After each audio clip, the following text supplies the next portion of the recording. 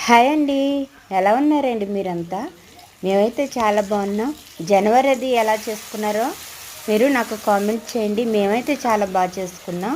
నిన్న మధ్యాహ్నం లంచ్లోకి వచ్చేసి చిక్కుడుకాయ పులుసు చేశానన్నమాట. చాలా బాగుంది.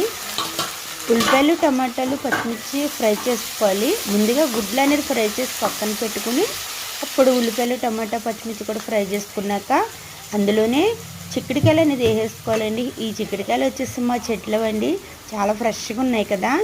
ఇందులోనే ఉప్పు, కారం, పసుపు కూడా వేసుకుని కొంచెం మగ్గబెట్టి తర్వాత చింతపండు పులుసు అనేది వేసేయాలండి. చింతపండు పులుసుతో చిక్కుడుకాయ, ఉల్లిపాయ ముక్కలు ఉడికితే టేస్ట్ చాలా బాగుంటుంది.